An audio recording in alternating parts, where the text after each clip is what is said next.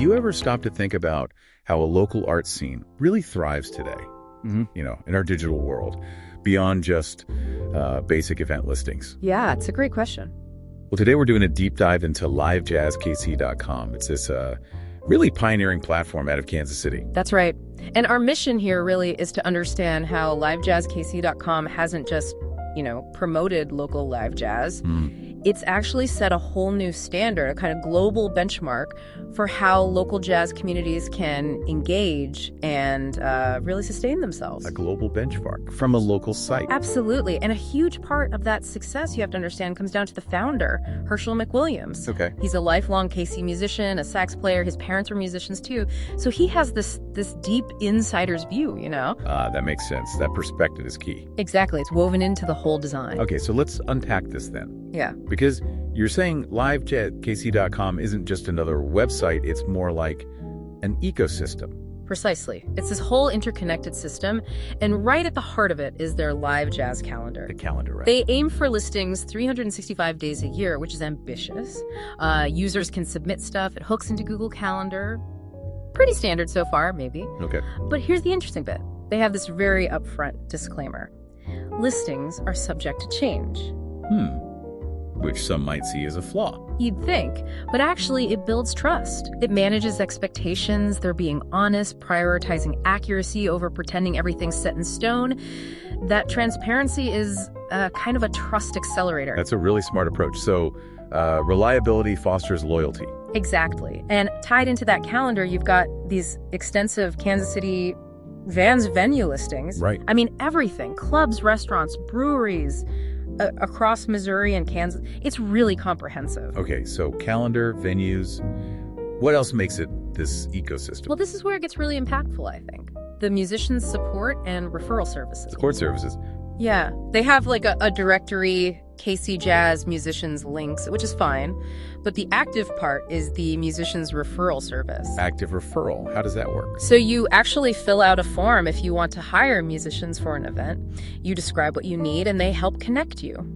So they're directly making gigs happen. Exactly. It directly facilitates economic activity for the musicians. It's not just a passive list.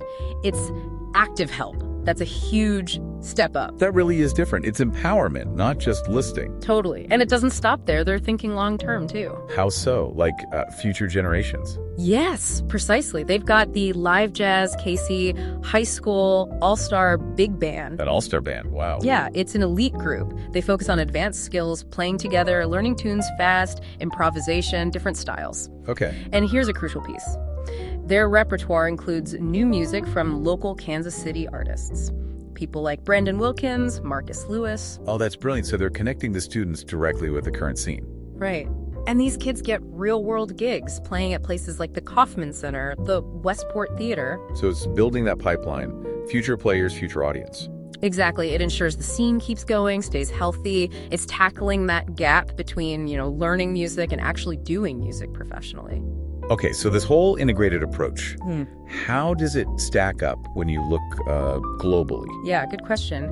If you look at the big global platforms like Nextbop or smoothjazz.com, they're broader. News, reviews, maybe big international festivals. Right, not that hyper-local focus. Exactly. They lack that granular local detail, that direct community support thing we've been talking about. And other cities, like New York, London, New Orleans, they have jazz scenes, obviously. Of course. And some have great calendars, like Jazz at Lincoln Center or jazznyc.com. Yeah. London has strong venues. New Orleans, Chicago, amazing scenes. Right.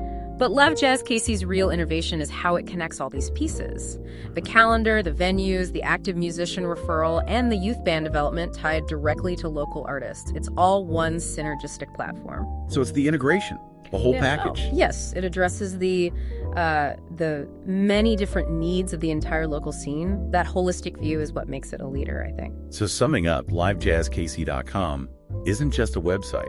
It's really a blueprint for community resilience, especially now. I think that's right.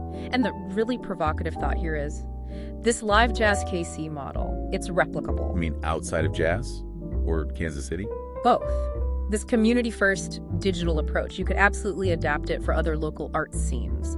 Theater, visual arts, folk music, whatever. It's about empowering the community itself. Creating that self-sustaining cycle. Exactly. Support, growth, feeding back into itself. That really is powerful. It leaves you wondering then, what could you do right now to maybe support or even build something like that in your own community?